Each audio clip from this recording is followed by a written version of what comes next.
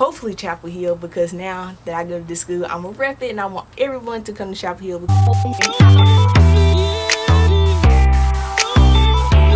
Hey y'all, what's up? I'm Diamond and welcome to my channel DymondStar. Today I'm bringing you a video about how I got into UNC Chapel Hill. And in honor of this video, I am wearing my UNC Tar Heel shirt, trying to represent my new school.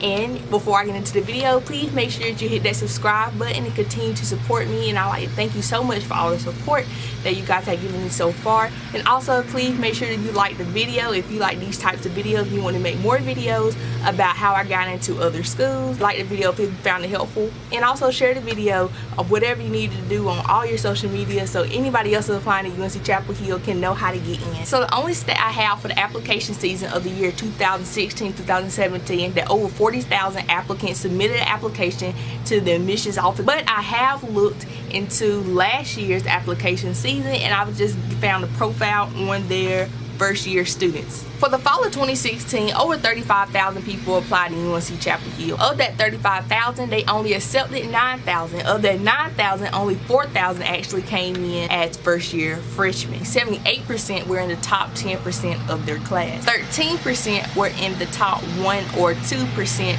of their class, and 8% was number 1 in their class. For SAT and ACT, this was before the new test scores came out. For critical reading, it was about 600 and 700. For the math, it was 610 through 720. For the writing, it was 580 through 690. And their ACT was a 28 through a 33. I would like to say that numbers don't matter, but in the grand scheme of things, they do. But don't freak out if you don't have everything perfect. They say numbers don't matter, but when they discussing the kings, they turn around and say LeBron ain't got 6 rings. Just don't highlight your weakness. Don't talk about why something isn't right. You can go and talk about why something is right and what you did to keep it right. Don't put their attention on the bad stuff. Keep their attention on the good things. I've had my application journey. I had some things that I didn't like about me applying, and I had some things I felt really confident about. If you would like to know more about my application journey, somewhere at the top you will see a link to my application journey. Moving on to the application portion of applying, before you write anything down, before you type anything up, I would talk to somebody who actually goes there, somebody who went there. Make sure you do your research on the school to make sure, first of all, that's the school that you really want to go to, because you really don't know how everything's going to turn out in the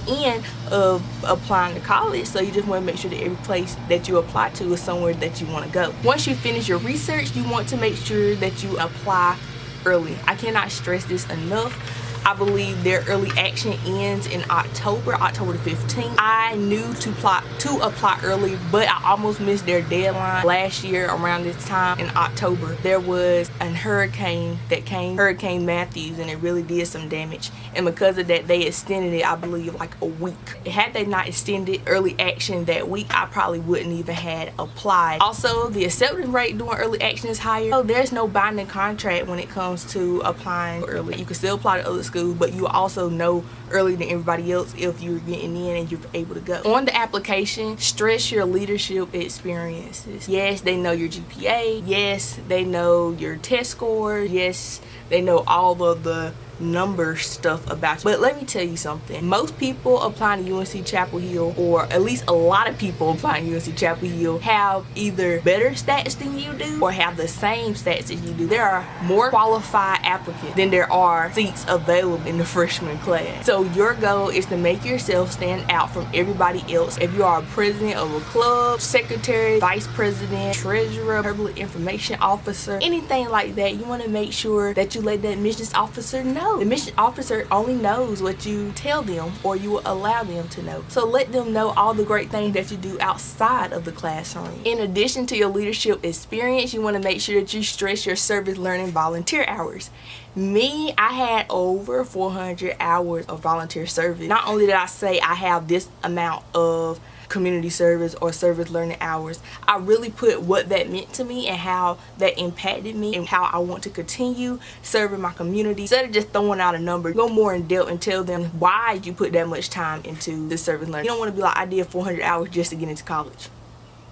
That's not what they want to hear. They want to hear you did 400 hours because, you know, you like helping people in your community. You like bettering your community. You like seeing advancement, progression. Just put all that into your essays and your applications, and that'll look very, good on you.